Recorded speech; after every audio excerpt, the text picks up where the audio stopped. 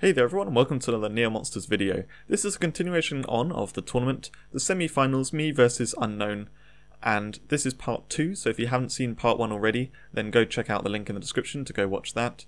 This is our second and third round. The first round was me and him doing a best of 3. It's slightly weirdly done. There were up to 5 battles overall for the overall best of 3, but the first best of 3 was then just attributing to the first match, and anyway, that's where we are. So we've got the 2 more battles in this video, and let's take a look at the restrictions for the first match. So the first match is a very unusual one, and it's me, it's called Scout's Warning. Basically the winner of the first round, that is me, creates a 14 monster team. There's no restriction on that team building at all, there's no cost limit, there's just the normal 206, but 14 rather than 16 monsters, so there's a slight kind of disadvantage there compared to the other person. I then remove 2 monsters from that team, I kind of hide them, I take a screenshot of the team, and then I send that screenshot to Unknown. He then has a look at that screenshot and creates a team with no restrictions at all in order to counter what I have. Bearing in mind that he can't see 2 of my monsters, they may be in the front line, they may be at other points, he's got to try to think what kinds of thing will I like to hide, and for me with the team building, I've got to try and create something that's impossible to counter, so it's very, very diverse. It's got to have stun protection in there for sure, it's got to be able to deal with all kinds of strategies. So yeah, let's have a look at what I created. My team here is actually, I think, it's kind of similar to the original team which I had success with. I can't remember how long ago it was now. It was one of my first PvP videos from Neo Monsters, and in fact if you go back and look at my first Neo Monsters videos, I was not playing well in PvP. Basically I had sudden success in PvP with this team and I wanted to share it, and it was before I really learnt how to play with the team, so I got a lot better playing with the team later on after making the videos, and my win rate was like much better. And anyway, getting to this, so the 2 monsters which I hid, you can see here highlighted in yellow. Now because I had 1-on-1 in the front line, unfortunately I had to hide the fact that I had 1-on-1 in the front line. So I had to hide Strutter Strike. I also had to hide Jacko-Hotep, because Jacko-Hotep is only really used if you have a 1-on-1 in the front line. Unfortunately, I would have loved to hide the Shiva Dragon in my 14th slot here, because that also kind of shows that I'm going to switch friend into Shiva Dragon to then purify from the 1-on-1, but I couldn't really do much about that. Instead I just had to do those 2 in the front line. Ideally I could have made a different team here which would have done a little better in terms of what I was hiding, so it wouldn't have given away quite so much what I had in my front line, but I hoped that he just wouldn't really work out what I was doing. So anyway, the team itself, the general strategy here is I'm going to use 1-on-1 with Strutter Strike, which is incredibly hard to stop if you don't have any 1-on-1 protection. I'm then going to, and sorry, just before the 1-on-1, I have Cyclozar to use a killer move. It has so many different killer moves, it can probably kill something that's going to be a problem before I do the 1-on-1. I then, after the 1-on-1, I use Switch Friend with Jacko-Hotep to get to the Shiva Dragon in my back line. What I'm going to swap out is Cyclozar, because while that's great with its killer moves, I want to have tons of knockback to basically stall his team along with Lunatic, which is going to be creating bronze shells. So Shiva Dragon will come in, it will purify, and then I have my team awake, so I can start using knockback Bloodthirst on Lunatic, while also doing knockback random or knockback next with Jacko-Hotep. This is incredibly good for setting up Lunatic, which I wanted to have in there and doing this kind of fun stuff. I thought if I have Lunatic in the front line, he probably won't know what to do with that, what it's going to be.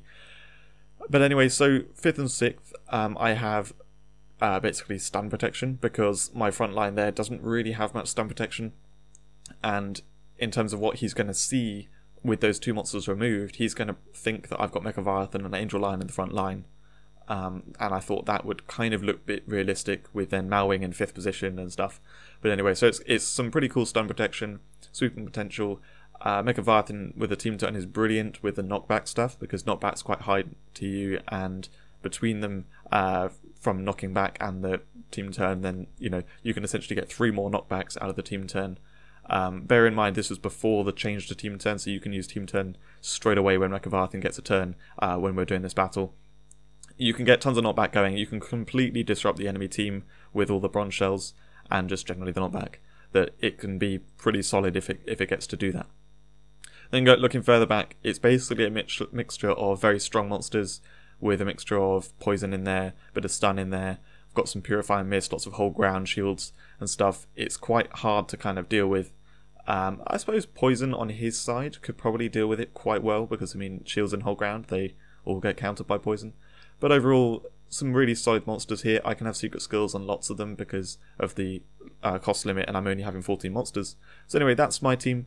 A little overview of it, and felt pretty solid about it, but it's geared for me to lose here. If you can create a good counter team, then I can definitely lose this match. Looking at his team now, he suspected that I would have one-on-one in the front line. Unfortunately, I didn't hide it well enough. He looked at it, and it wasn't the case of he worked it out. It was more that he thought that's probably what I'd do and then hide. So when talking with him afterwards, he noticed the Shiva Dragon. He thought like, that might be an indicator, but I don't want to like just look at that and go, he's definitely playing one-on-one in the front line. But anyway, he suspected it. So he has both Guy Mori and I'm testing my name on the monster names now. That's one which I don't have. Treviathan. Trivia? We call it Trivia. Anyway, that one. They're both sleep immune. Guy Mori has insomnia, but that's not important in this case. He then has the team turn and a Diamondoid and Stellar Shine in 5th, so I'm basically forced to kill the Diamondoid. Then Stellar Shine comes in with the Roaring Entrance, doing the Link Fast Strike and stuff. He's got a team turn going on, crazy sweeping and horrible stuff. This is basically what Link Water does really well in order to really set up some great trading to begin with. And with the team turn in there, it's going to be very nasty sweeping through my team. Unfortunately as well, it's a hard counter to one-on-one. So I'm really going to struggle to get anything done. Looking further back in the team, he's got a couple more water monsters. In fact, he doesn't have any stun protection early on, but that's because when he looked at my team, I don't really have any stun early on. I only have the stun coming a bit later. I have got a Malwing, but he can probably deal with that, and yeah, there's not, the stun, major stun is coming later on in the team, so that's where he has the stun protection. So he has the blue Flutter Drake in 7th position. He's then got Capybaragon, which kind of helps set things up a little bit, especially with the taunt, to kind of stall me and stop me and stuff, and he has to have it in there anyway. Before then he has that Link Water Give Turn combo, which we saw in the last video, between Karukenshi and Target Grenade, doing the double give turn and the give turn straight back to it. It can 3 times chain stuff together. Now, looking at this team, I found it kind of odd that he didn't have any sweeper by that, because you kind of want to have a sweeper, which is the monster you're giving turns to multiple times. However, it's most likely the case that one of the original sweepers at the front of the team is still going to be around by the time this combo hits, that he can pull it off and do some good stuff with it. He's then got Emerald Dometon for another bit of stun protection. I think that's pretty much the reason why it's in there, just to make sure this end of his team is like solidly protected from that. Then he's got Scarlet Guard, which is, my god, I had stun and poison at the end, so of course there's a Scarlet Guard that's going to come out and counter what I have. And then we've got the lovely combo between Onigeist and Malwing, so he can chain that together to stun and sleep my team. It's just generally really good with that. Also, Onigeist is a very big problem for me because it's got camouflage, and the monsters which I have near the end of the team really can't deal with camouflage very well. There are a few monsters which can do it, but it's going to have trouble with that. And then he's got the Malwing in there to combo with Onigeist, if that's going to come up and be good. He's also then got the Saint Feather, which I would have thought of, but actually he's got that in there as a counter to both for stun, because it can create stun absorbers, but also to counter Oak Thulu, because while it's weak to Oak Thulu's attacks, because it's Storm and Oak Thulu's poison, Earth, if I kill the Saint Feather with my dual poison siphon or anything like that, it's going to purify the rest of his team, so it's going to remove the poison, which then means I can't stun him and that kind of stuff. It's basically going to mess up my lineup. And then he's got a team turn at the back there, because team turns, like I said, before this update that's kind of nerfed them heavily, they were exceptionally strong. So he's got a team turn in there at the back to make it very solid.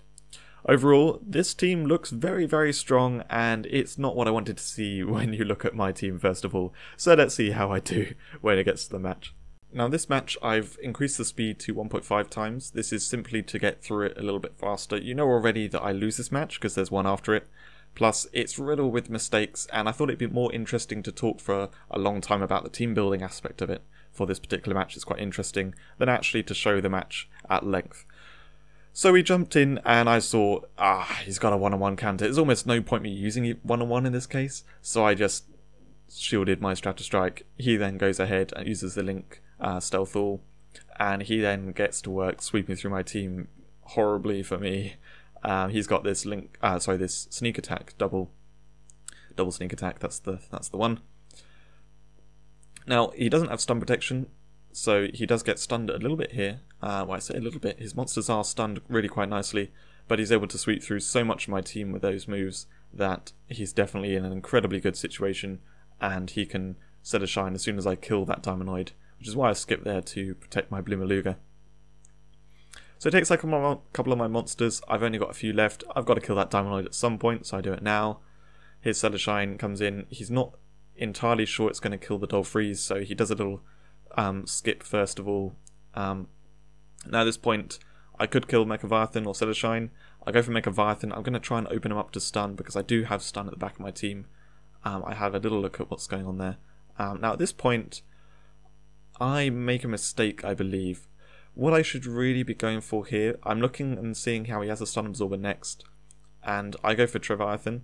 What I should really go for probably is the Gaimore, or maybe the next attack I get, which I should go for the Gaimore. I can't remember exactly.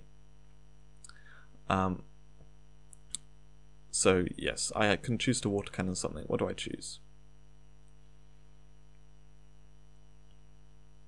Right, so that's my mistake. I got rid of the Jawshank because it can cannibalize and basically bring in something new. Now I was like really anticipating stun absorbers or something. I don't know exactly what it was, but what I should have knocked back was Gaimore, and because that's got stealth right now, I can't stun it properly.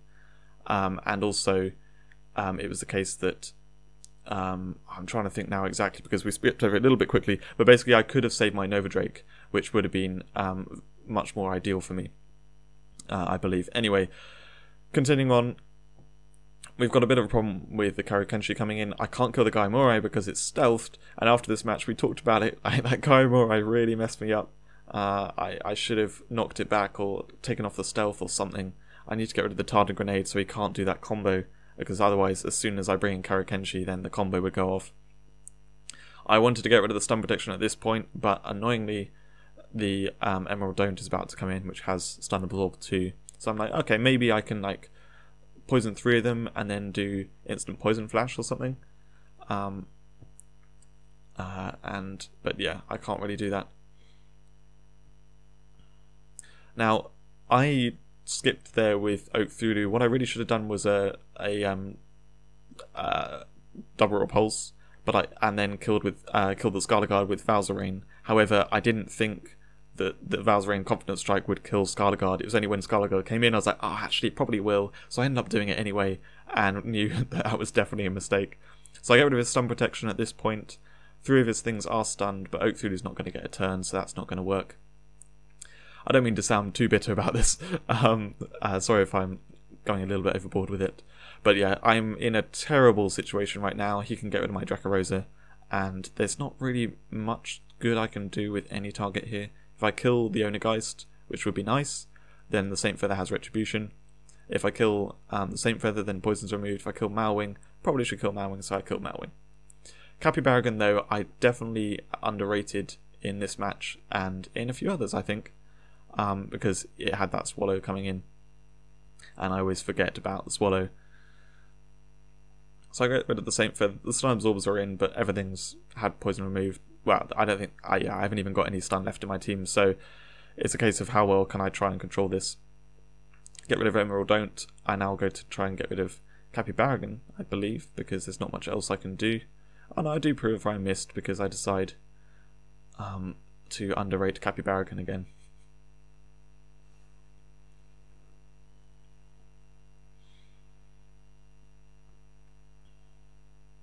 So he hasn't got much killing potential, and I believe that's probably what I was going for here, to try and remove the killing potential in the team. I'm also trying to stop only guys from getting kills there. That's why I chose to kill that. And I knew that I had the Purify coming up, so I can wake up any monster that goes to sleep.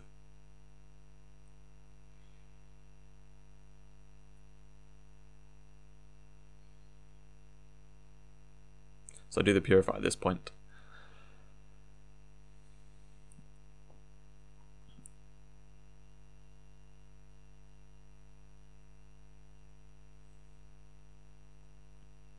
Now he's actually keeping Onigo in the match because I believe he wants to use some sleep on my team to set up the Dream Hunts. And otherwise just control this out. And yeah, he was able to sweep out those monsters very nicely. Capybaragon again doing great work there with the dual Slayerbane. So that brings us pretty much to the end of this match. It was a pretty resounding victory for Unknown. I didn't really do that much. I definitely could have played a lot better though.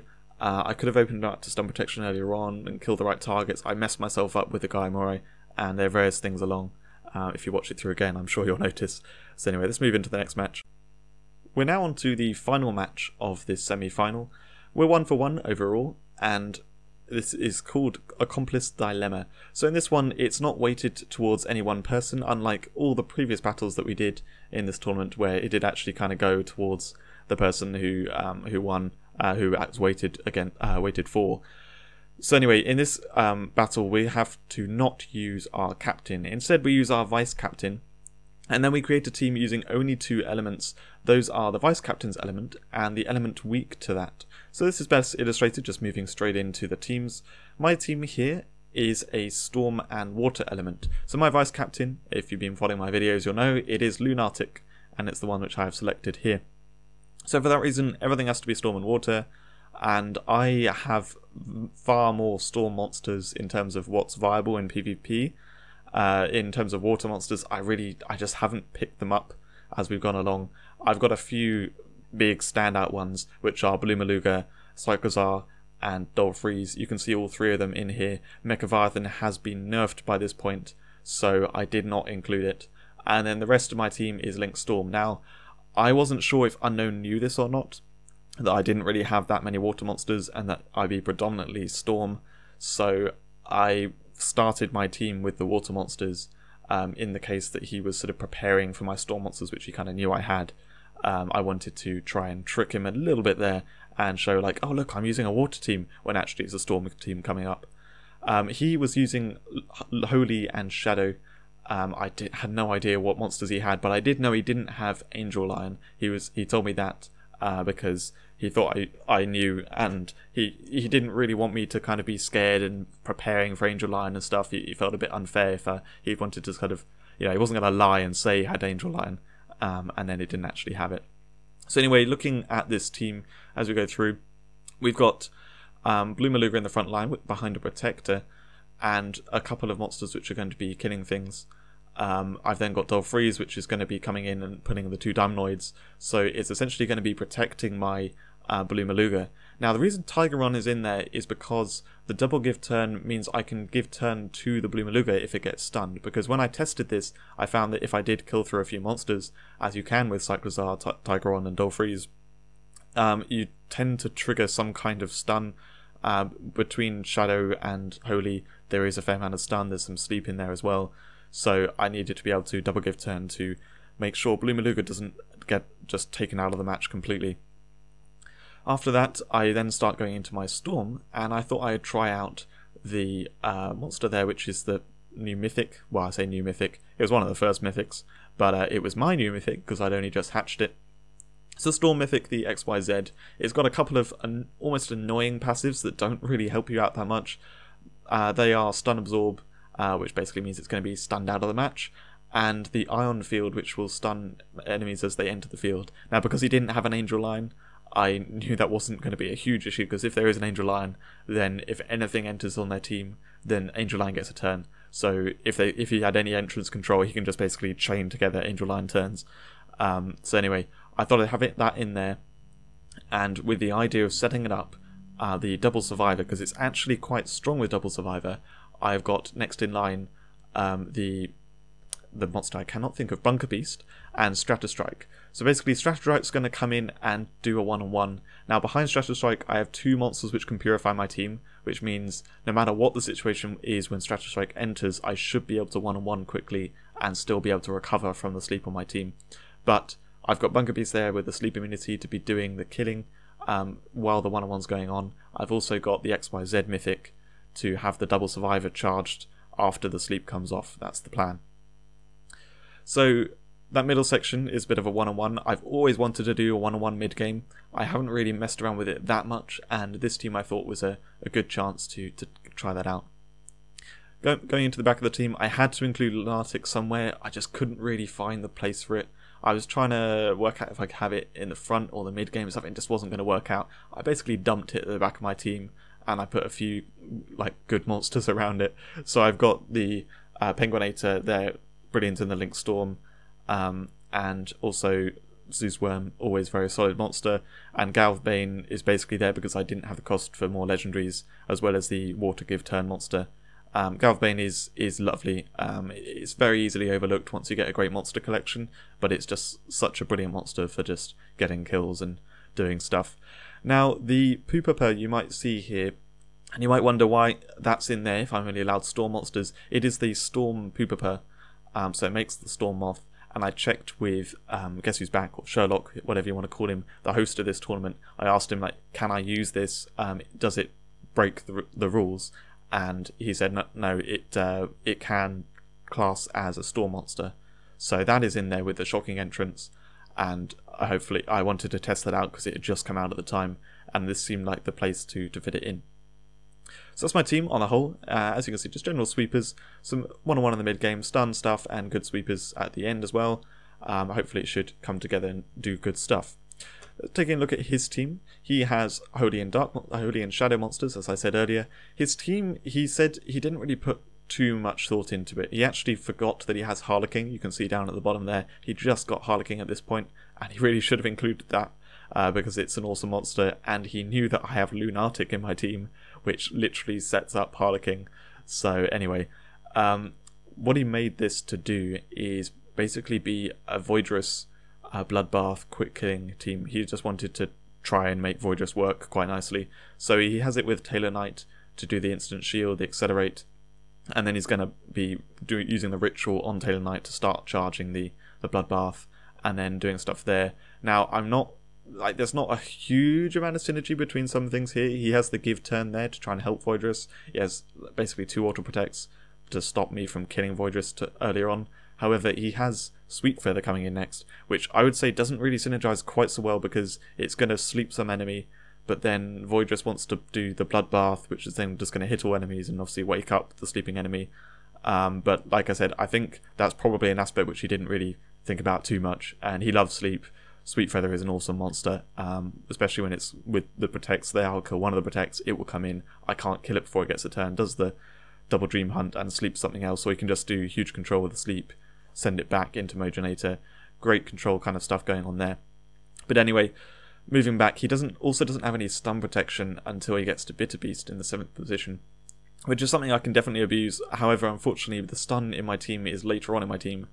And then looking back further, he has basically a little bit more sleep control, some shielded stuff, protect, stun absorb, and then a bit of stun counter kind of stuff at the end. I'm saying that because they're the 2 stun converters. There's the stun immune, and we've got the Delicazar there too. So he was protecting for from a stun end game, which is pretty kind of what I had. I have a sort of stun mid game end game because I got a lot of Storm monsters, and he probably knew that was going to be the case because I was using Storm. He knew that was going to be one of my elements.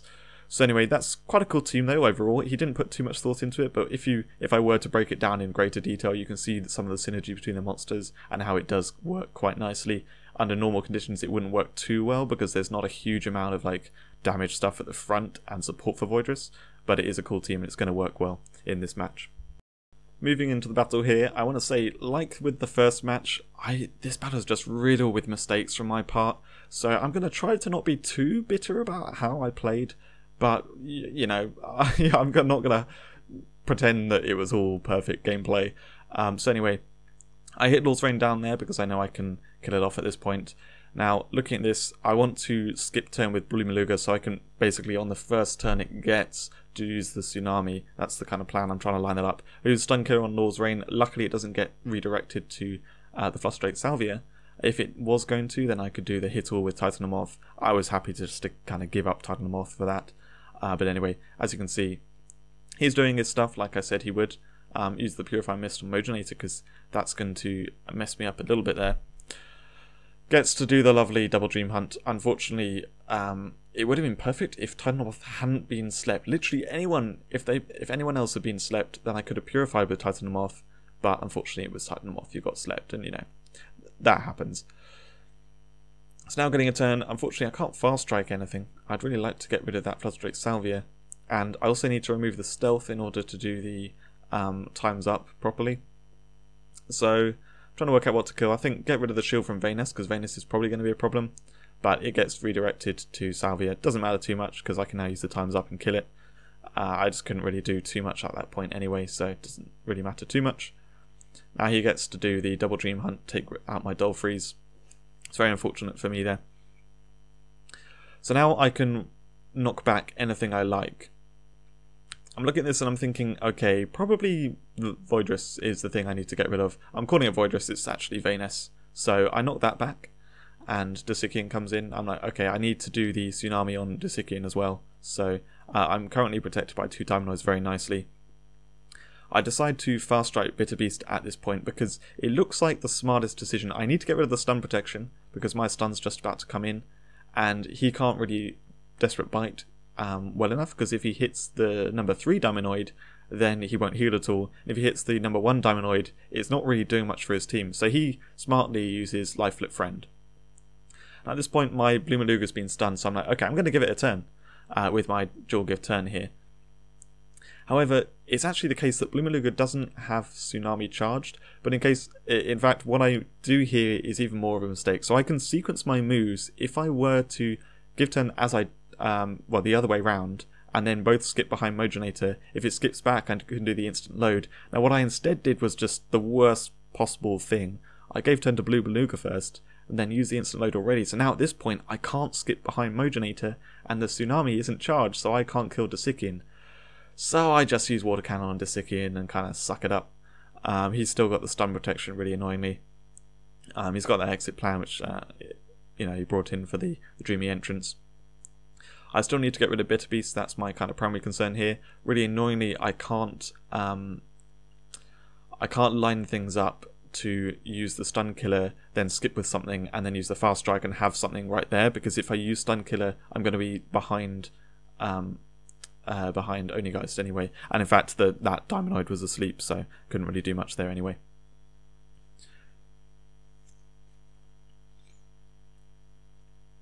So at this point, he gets rid of that Dymanoid.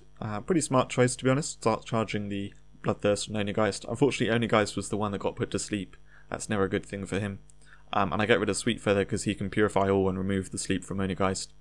Now, because Bitter Beast has been stunned, I'm actually thinking, okay, maybe, and he's got a Stun Absorb next to 9. I'm like, okay, I was trying to get rid of the stun protection earlier on. Maybe what I'll do instead is I'll leave him with 2 Stun Absorbers that are stunned. So anyway, we have a turn with Malwing. He doesn't actually know, but Malwing doesn't have the secret skill. Now, I don't know why I Dream Hunt Onigeist. I'm trying to think, oh yeah, I'll get it down to hold ground and then I can just kill it off. Except it can heal itself with Dream Hunt, so not really the best decision anyway. But also, I don't know why he did the Purify Mist on Voodoo. I think it's because he was anticipating waking up the Onigeist. But he just didn't do that because it was already woken up. He should have really protected at that point, I think. So anyway, I was able to take out the Onigeist. Yeah, I just want to clarify. I complain about my own mistakes being lifted through, but I think that was probably a mistake from him, and he, you know, he makes mistakes too. It's not just me, and I'm not being bitter about making a load and trying to make out that they played perfectly and still didn't win, or you know, that kind of thing. So anyway. At this point, I brought in the 2 Stun Absorbers. I'm definitely going for the strategy of, okay, let's stun them both, and then I have just a 4v2, and in fact he has an Onigo, which isn't really going to do that much. So I use Stun Killer on Noltron. That's a very obvious choice there. Each time a monster of his enters the two stun absorbs are going to get stunned, which is actually XYZ doing its magic, doing what it should be doing. At this point though, I do decide to do the Chrono Killer on Bitter Beast because I thought, you know, do the critical attack, there's no point doing an attack on anything else, I may as well bring it down to hold ground in case I do want to get rid of it. And then trying to look at what to do, I'll just check where those Vus are and what's coming in, and I'm thinking, okay, I want to do the 1-on-1 and stuff. Let's get rid of Delegazar. It's probably going to be the smart choice anyway, but definitely getting rid of it. Now, really annoyingly, he has a stun converter coming in next in line, so if I bring it in, it's going to get a turn instantly, and that's not going to be good for me. Also, Jaguardian, by doing this, I charge its double retribution. So that really wasn't a smart choice. I don't know what I was thinking, really. I think it was the fact that I thought, oh yeah, bring it in and give Valzarane a turn when my Diamonoid's in the field, because I'd rather it just kills off the Diamonoid than anything else. But of course I set up that double retribution, so he was able to do that, hit my Tigreon, get a stun, which is fully absorbed by Halo Power, which is already protecting, and Valzarane got a turn, so he was actually able to kill off my Stratocyte before I did the 1-on-1. So yeah, really not went bad mistake on my part in that section there. So at this point, I really need the Time Strike from Malwing to get rid of Halopard. The fact that his stuff's behind Protectors is just really not good for me. So I'm going to Purify Mist, I think.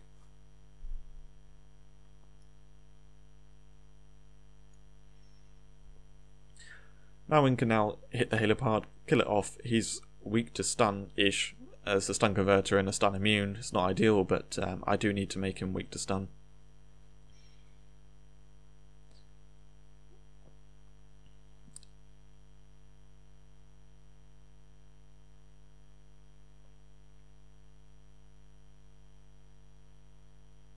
So the Onigo sleeps my Dracosaur. Pretty smart choice there.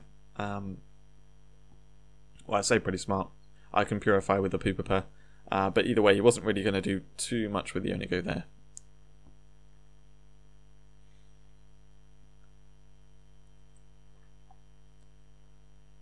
So he takes down my Penguinator before it gets a turn very nicely. Everything lined up well. And of course, Valzarane gets a turn. The one thing with Stun Converter is the one that gets stunned. But, you know, it was only 50-50 of doing something good there anyway.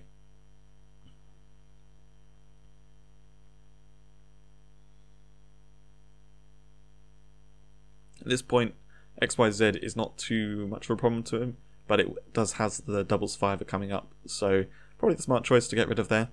And here I really need to think, okay, do I want Dracosaur for the protection stuff? Because it's probably best to try and draw those sleeps onto Dracosaur rather than anything else. Now here, what I probably should do is do a stun bomb curse on something. I'm looking at my team, I'm seeing that there's like barely anything left, how am I going to do this? And I start panicking and trying to worry if I, will actually be able to do this.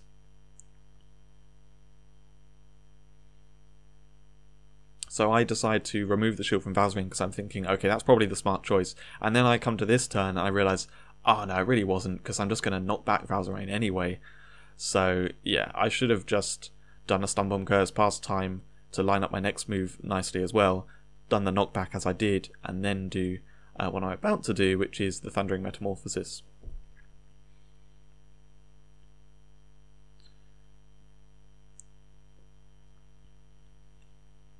Now I've also now set up the stun on Dracosaur. So at this point I'm trying to work out what best to do. I'm thinking, okay, I want to deal with the Disikium when that comes in, so I'm going to skip. I'm going to use the Link Stun Flash, kill off the Bronze Shell so that the Disikium comes in, and then I can also Purify Mist, which forces Jaguardian to do the Stealth Bane really on Dracosaur and putting it to 1 HP, which is not ideal for him at all. So instead he does the Haze, removes his stealth from my team, and this is where I make a really stupid mistake. I completely forget that it has Flaming Moth and it can just use that to kill the Disikian with piercing damage. That's definitely what I should have done, because now his team's just like stealthed and like things are shielded, and I realise I can't do anything with Zeus Worm here and things are really not set up nicely for me. he knows he needs to get rid of that Storm Moth, so he does the double retribution and kills it. And I now get a desperate double, that's it, on Drakazord, but can't really target things too well, because if I do the Desikin and Jagardian, it will bring Desikin down to 1 HP, but then Jagardian dies and fully heals Desikin. So I'm trying to work out what's best here, trying to work out if I can get to the win, because things are really not going well for me.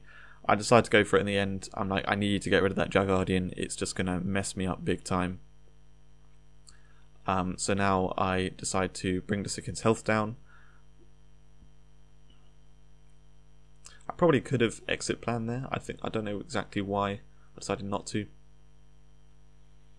At this point I'm thinking, okay, I need to get some kind of win condition, because Zeus Worm isn't going to do it. Drakazord's on 1 HP now. I need to charge the Bloodthirst on Lunatic, because Lunatic's a surprisingly good sweeper. If he gets his Bloodthirst charged, because he's tanky and he's got Life Flip Unlimited, it's really not good for him. The single Sleep Revenge thankfully hits my Vu, so I just get completely unaffected by that.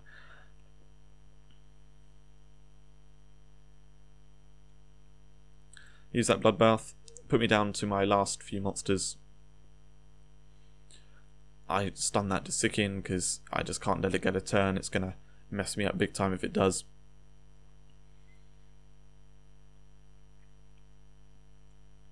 And I get rid of the shield on the Vayness because that's really going to mess me up too. And at this point I really should exit plan. So that's what I do. Desikin's set up so I can put it hold ground. Now if I let him get a turn with Mojonator, he's definitely going to heal the Desikin. So I kill that off, I get the second kill on Lunatic. The stun comes in and kills the Bronze Shell quite nicely. I do like it when that happens. It's definitely the case that I want to get the shield and the stealth off those. And then I can kill the Valzarane.